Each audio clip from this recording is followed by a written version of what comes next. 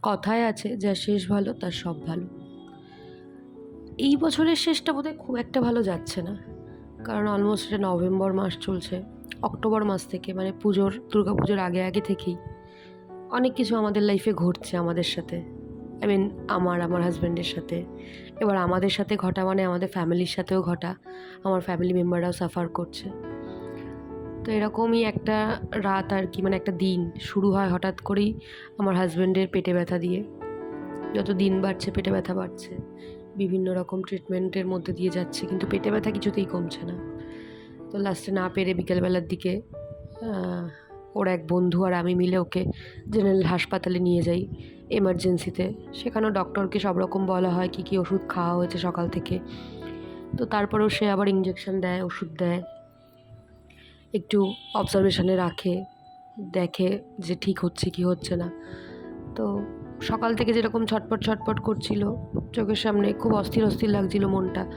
তো হঠাৎই দেখলাম এমার্জেন্সিতে ডক্টরের ট্রিটমেন্টটা নেওয়ার পর বাড়িতে এসে ঘন্টা দুয়েক ঘুমিয়ে ঘুম থেকে উঠে অনেক ফ্রেশ ফিল করছে। চাটা খেলো, বললো আছি, ব্যথাটা একটু কম আছে। কিন্তু তারপরে আবারই যত রাত বাড়ছে, 8টা সাড়ে 8টার পর থেকে ওর নাকি ব্যথাটা আবার হচ্ছে, ব্যথাটা আবার করছে। তো আমরা ডিসিশন নিতে পারছিলাম না যে আমরা কী করব, বাড়িতে থাকবে নাকি হসপিটালাইজড করব। হসপিটালাইজ করলে কি এখানকার হসপিটালেই করব নাকি অন্য কোথাও নিয়ে যাব। বিভিন্ন রকম কনফিউশনের মধ্যে ছিলাম, কারণ বাড়িতে লোক বলতে আমি, আমার হাজব্যান্ড আর আমার বয়স্ক শ্বশুর শাশুড়ি। রাত বিরেতে যদি কিছু হয়, হ্যাঁ জানি অবশ্যই ওর বন্ধুবান্ধবদেরকে ডাকলে আমি সবসময় পাবো। মানে ওর বন্ধুবান্ধবের মতো বন্ধুবান্ধব খুব কম মানুষেরই আছে। He is very much lucky যে ওর বন্ধুবান্ধবরা ওকে এইভাবে সাপোর্ট করে, এতটা ভালোবাসে। তো তারপরেও আমরা একটু কনফিউশনে ছিলাম যে কী করব, বুঝতে পারছিলাম। তো শেষমেশ আমরা আর মানে ওয়েট করলাম না। দেখতেই পাচ্ছেন বাড়ির সামনে প্রচুর লোকজন, সবাই শুনে আর কি চলে এসেছিল। তো একটা প্রাইভেট গাড়ি বুক করে ওকে নিয়ে চলে গেলাম আমি। তখন রাত্রির 10:30 পৌনে 11টা বাজে। 12:30 পৌনে 1টার মধ্যে আমরা বারাসাত নারায়ণতে পৌঁছে গেছিলাম। ওখানে গিয়ে ওকে এমার্জেন্সিতে দিয়েছিলাম। এমার্জেন্সিতে ঢোকানোর সঙ্গে সঙ্গে ডক্টর যিনি ছিলেন উনি ট্রিটমেন্ট শুরু করে দিয়েছিলেন।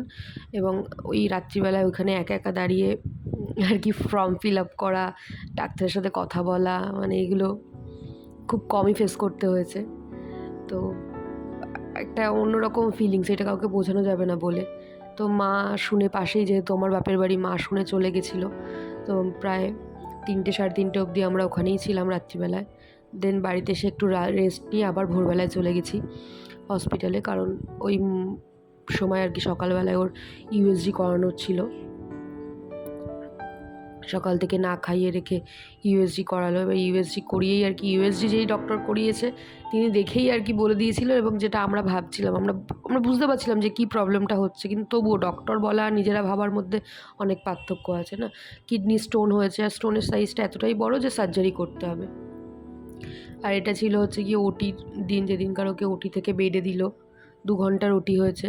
মানে আমাদের সবার অবস্থা খারাপ হয়ে গেছিলো, টেনশানে গলা শুকিয়ে গেছিলো সবার। 2 ঘন্টা ধরে ওটি করছে, কেন কী এমন হয়েছে, ডক্টর বলেছে যে আধ ঘন্টা লাগবে ওটিতে।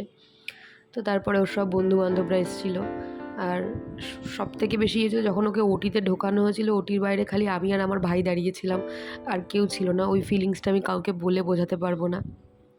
যত ছোট ওটিই হোক না কেন, মাইক্রো সার্জারি হোক, লেজার সার্জারি হোক, হোয়াট এভার, আমরা সাধারণ মানুষ, আমাদের কাছে ওটি শুনলেই আমরা আর কি, মানে আমাদের মাথা খারাপ হয়ে যায়। আর সেটা যদি সব থেকে কাছের মানুষের হয়, তাহলে তো কাউকে বলে বোঝানো যায় না যে ভেতরে ভেতরে কী হতে থাকে। আর তারপরে যদি সেই মানুষের উপরই সব দায়িত্ব থাকে, না কারোর কাছে গিয়ে টেনশনের কথা বলা যায়, না কারোর সামনে দাঁড়িয়ে কাঁদা যায়, মানে এটা একটা অদ্ভুত ফিলিংস। তারপরেও সবাই বলবে যে তুমি এত কিছু ফিল করার মধ্যে থেকেও এই ভিডিওগুলো করেছো। হ্যাঁ করেছি, খুব সচেতনভাবে সজ্ঞানে ভিডিওগুলো করেছি, যাতে ভালো সময়টা যেভাবে আমরা চিয়ার আপ করি, ভিডিও দেখি, পুরনো স্মৃতিগুলোকে স্মৃতিচারণ করি যে এই সময়টা আমাদের খুব ভালো ছিল, সেরকম এই সময়টাও যাতে আমাদের মনে থাকে, আমরা দেখতে পারি। তাই জন্যই আমি সব একদম সজ্ঞানে ভিডিও করে রেখেছি। আর এই চত্বরটায় আমি 4 রাত 3 দিন কাটিয়েছি, 3 রাত 4 দিন কাটিয়েছি। তো স্বাভাবিকভাবেই আমি তো ভিডিও করবই, খুব সজ্ঞানে সচেতনভাবে করে রেখেছি। আর এটা ছুটির দিন ছিল, মানে এতদিন ও হসপিটালে কাটানোর পর ও পুরো ব্যতিব্যস্ত হয়েছিল কখন বের করবে, কখন বেরোবে। কিন্তু এই ওষুধ কেনা, তারপরে বিল মেটানো, ওদের যে প্রসিডিওর আছে তার মধ্যে থেকে যাওয়া, তার এইসব করা, ডাক্তারের সাথে কথা বলা, সব ওষুধ বুঝে নেওয়া, এইসব করতে করতে মোটামুটি বিকেল 5টা বেজে গেছিলো।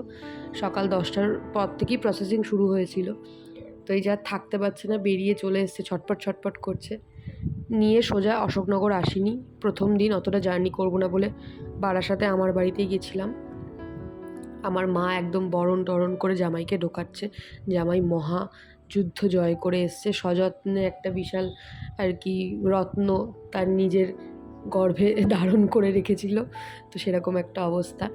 টাচুড এত কিছু করে যে ভালোভাবে সুস্থ করে বাড়ি নিয়ে আসতে পেরেছি, আর এত মানুষ আমার পাশে ছিল, মানে ফিজিক্যালি থাকতে না পারুক বাই ফোন, তাদেরকে আমি অসংখ্য ধন্যবাদ জানাই।